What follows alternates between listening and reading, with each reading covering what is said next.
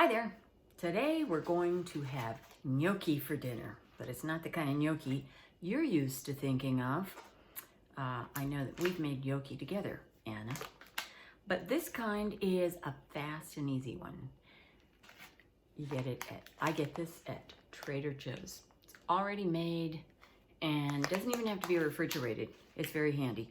Of course, if you want to make homemade gnocchi, you could, but then you'd have a long process instead of like a 30-minute meal.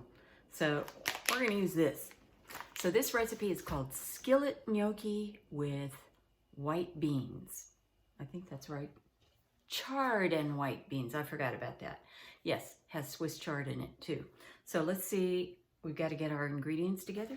And I showed you the gnocchi.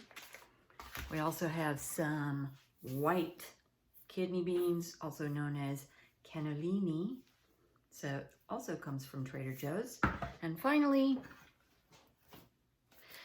we're supposed to have a can of Italian flavoring or diced tomatoes with Italian seasoning. We couldn't find that, but we did see basil, garlic, and oregano, and that's Italian enough for me. So there's that. We're gonna need some olive oil, and I'm gonna use Tuscan herb. It's delicious, it's one of my favorites. Mozzarella cheese, already shredded from Trader Joe's. Calls for a medium onion. This one's kind of large, but I'll probably use it all anyway because I like onions. And some garlic, and I showed you how I peel the garlic and keep them in an old chopped garlic jar. It's just handy. And it calls for Parmesan. I've got some Parmigiano Reggiano, which is even better, also from Trader Joe's. This recipe comes from eatingwell.com, right? And it's gonna have salt and pepper, but I think that's it.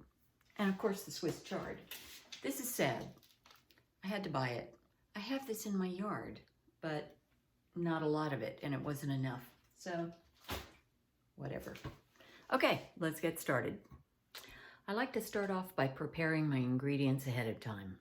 I have done it, in the middle of cooking, when I'm cooking one thing and I have a minute, I'll go cut something up. But it's really nice to have everything ready to go at the beginning. So let's do that.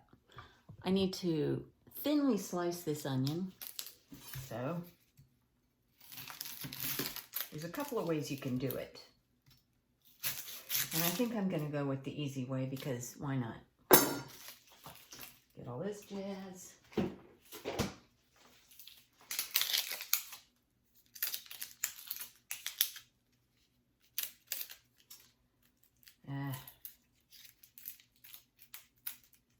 Sometimes not easy to get this skin off.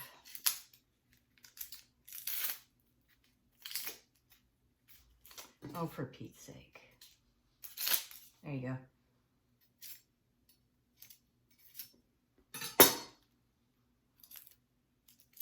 I'm going to rinse this off.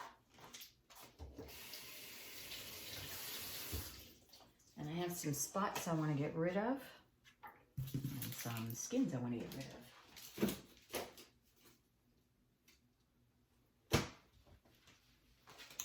So let's get rid of these. See these ugly things here? I'm just gonna slice them off. I don't like that stuff.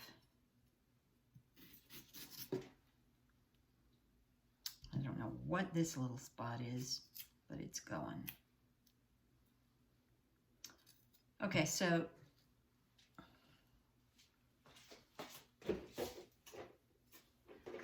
we could just slice it like that, but I'm not. I'm going to do the easy thing, which is cut it in half first and slice it like this. It says thinly sliced. And of course, if you have a Cuisinart, you can zap that up really fast, but we'll do it this way. Really thin, like 1/8 of an inch is good. Something like that.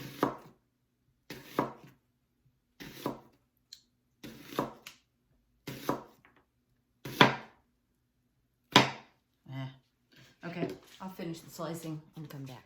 Okay, got my onions all sliced thinly. Now I'm gonna mince some garlic. Garlic. I need 4 cloves minced. I was tempted to pull out the garlic press, but I have recently heard that there's a difference, you know, difference in flavor or something between the different ways you cut it. I don't understand it, but I'll follow the directions. So I'm going to cut off the icky parts like I always do. And throw that part away.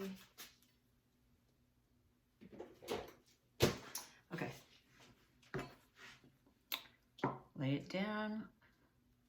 Rest your knuckle against the blade so you don't, you know, chop your finger. And I have done that. In fact, I did have a little cut right there just the other day. So we're just going to rock it. Give it, slice it up. You can flip the last one over. I'll show you. I just keep on going until they're all sliced. And sometimes I flip it over on the flat side so it's easier. And I just keep going. If you're not a fan of garlic, then you want to cut it up as small as possible. Personally, I'm a fan of garlic. I like it. So if I have a chunk, I'm fine with that. So here we go. Just do this. This is how I do it anyway.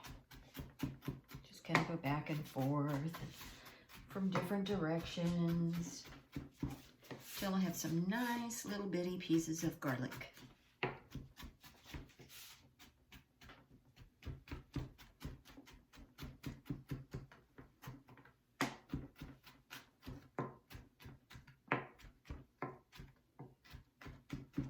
I'm okay with that. Okay, so we got our garlic, and I'm scraping on the not sharp side, obviously. If you have a chef's knife like this, I'm new to using this kind of knife. This is the part that gets me. It's got a very sharp tip, so look out for that. Okay, anyway, so there's that. And now we need to take care of the Swiss chard. It needs to I need to wash it. Please ignore my dirty dishes. There. This is rainbow Swiss chard. So notice the different colors, hence the name.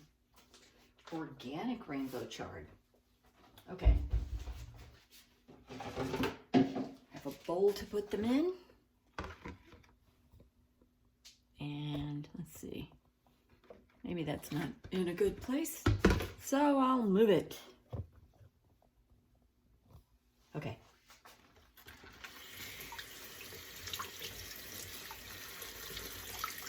I just kind of rub it, there's a lot of nooks and crannies, so I want to be sure that I get the sand and check for bugs, because sometimes there's bugs. And that's it. So I'll do the others and not make you watch the process. So I've got my garlic chopped up and put in a little bowl. Set it aside until I need it. Now I need to cut up the Swiss chard, which I already cleaned. I just cleaned it. So now I just have to chop it up, and I need 6 cups. So I have this Tupperware thing. I really like this.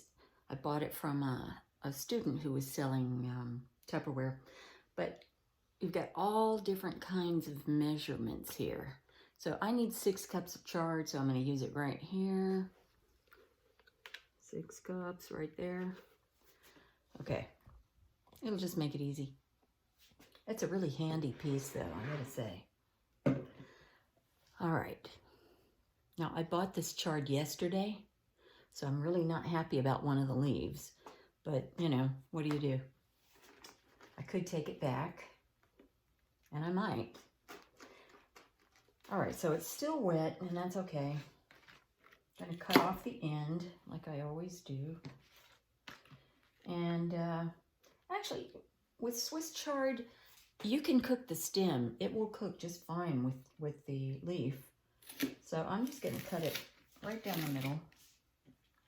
And I don't know, a little bit more. Cut it in chunks, like that. I don't think I'm gonna need all of that Swiss chard that I bought.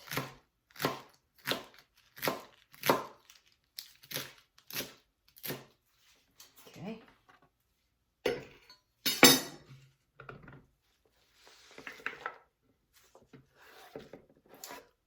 These are huge leaves, so one leaf is a cup. Yeah, that's about right. Check out this one. It's a giant. Cut off the end. Cut the, oh, it's got a part. There was actually a dead leaf stuck to it, and it looks kind of brown here, so I'm gonna just cut that away, not use it. There we go. Oh, this is so huge. There. Cut it in half this way.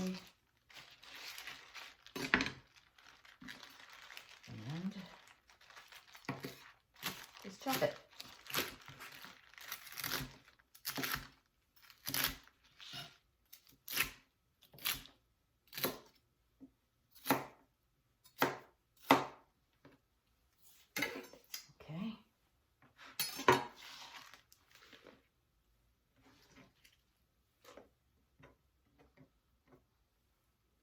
Wow, that has me up to at least 4 cups. So I'm definitely not going to, this is not going to use it all. This is what I got from Sprouts yesterday. Not happy about that. I'm not using that. But all the other ones look great, so okay. Maybe I'll take it back. I know they'd take it back and give me my money back. I'm not liking the looks of those spots. There's a spot here I don't like either. Let's cut it off. There.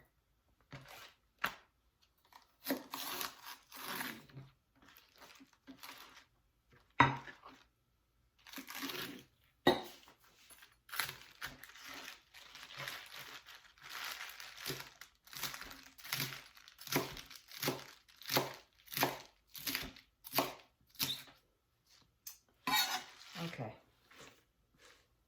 Well, I could have turned off the camera, but I forgot. And that's really close to 6. But you know what? I'm going to do both of these leaves. I have 2 more leaves here. I'm going to cut them both up and put them in. It'll be a little extra, but I don't care. Anyway, done. I have cut up the Swiss chard, and it's really more like 8 cups or maybe a little more, but that's okay. I love this stuff. I did that, and I opened up the tomatoes and beans, and I rinsed the beans, and it's just draining right now. And now it's time to start cooking. Yay! So let's get set up so you can see the pan. I'm going to be cooking the gnocchi. This one, you don't even have to boil this stuff. It's really awesome. Okay, there we go. So I'm gonna put about a tablespoon in a non-stick skillet. I hope this one's big enough. It's the largest one I have. Here's about a tablespoon of that. And now it's time to open the gnocchi. I think I'm gonna have to use a knife to cut into it.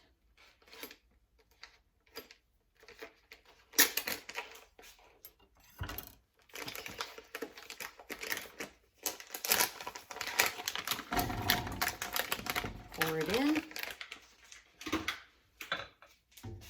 Stir it up a little bit.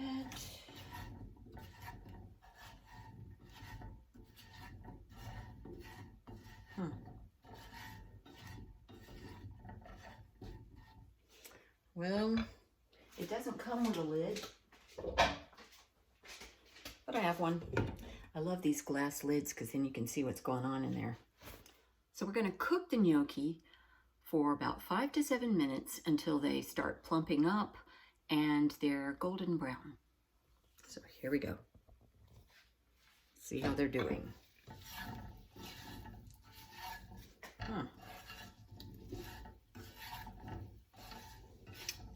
They're kind of hard. Okay, we'll let it go for 5 minutes and then I'll tell you what to do next. So it's been actually about 7 minutes and they seem lighter. There's a very little bit of a golden brown on some of them.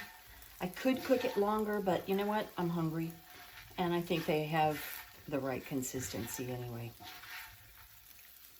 So I'm going to put these in a bowl.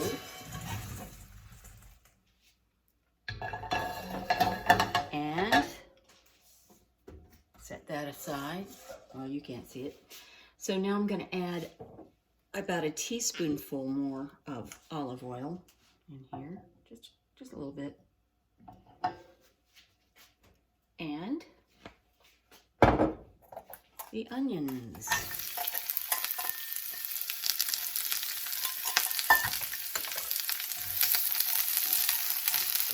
A bit.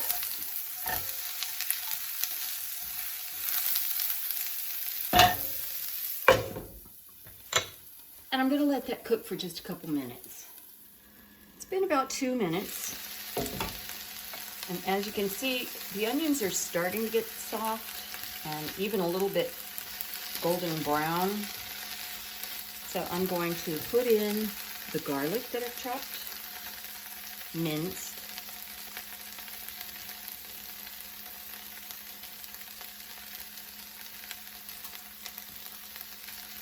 And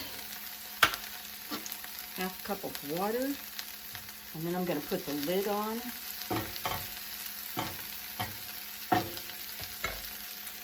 I want to do it quickly so the steam doesn't escape. Put on the lid. We're going to cook it for 4 to 6 minutes until the onions are starting to get nice and soft. It's been 4 minutes. Let's check and see if it's ready. The onions should be soft.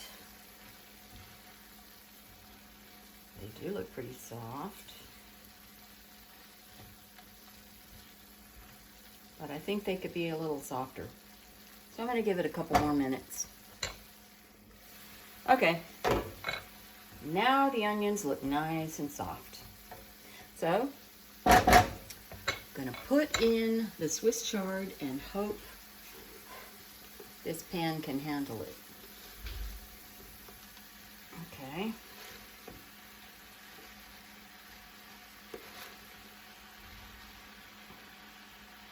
It is good to have the right kind of tools.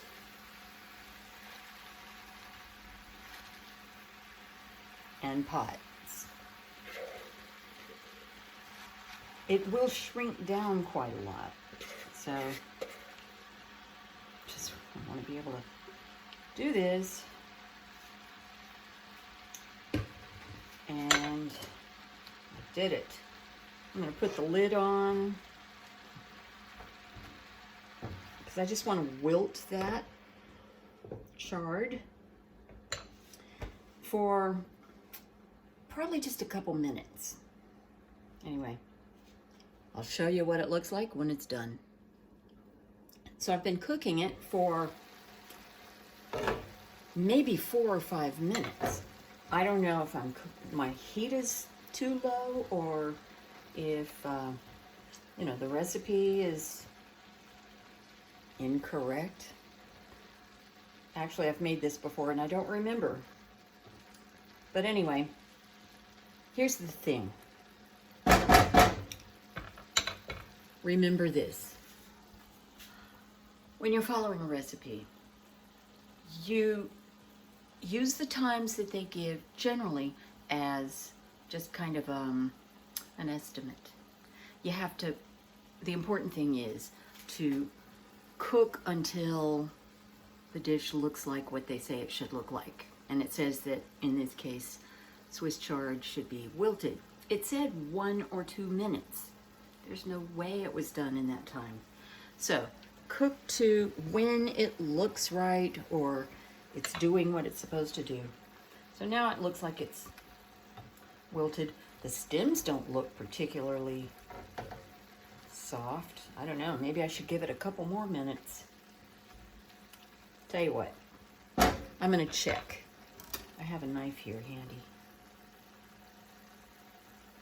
I don't want to mess up my coating on the pan. Yeah, I guess they're okay. All right, so next thing I do, I'm gonna put in the tomatoes.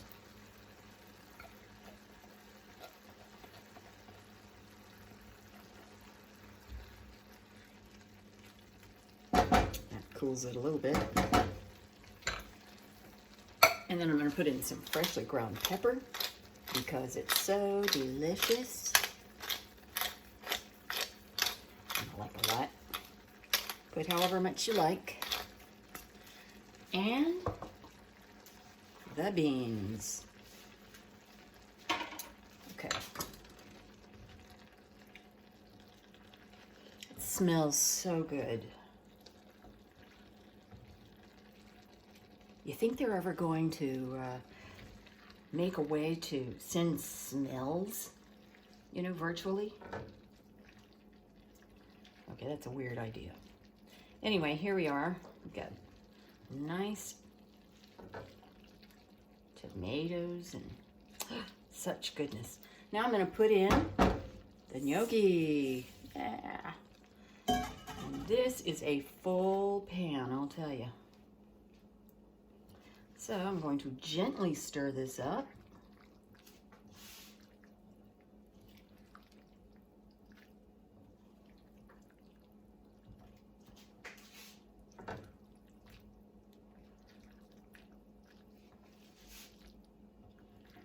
Remember, if you have a non-stick coating on your pan, you don't want to use metal because you'll scratch it off and that's not good. Oh, I think I lost one.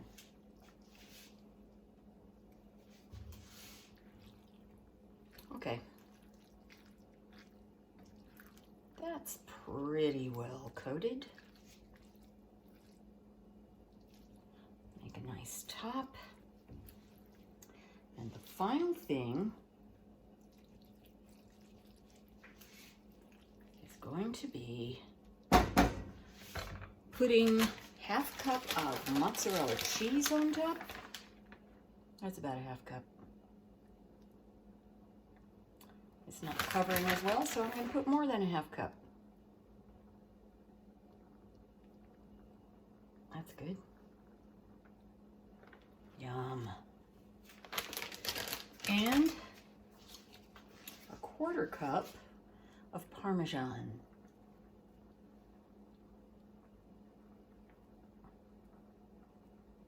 See, I have some lumps here. Don't like that. So now all I have to do is put a lid on it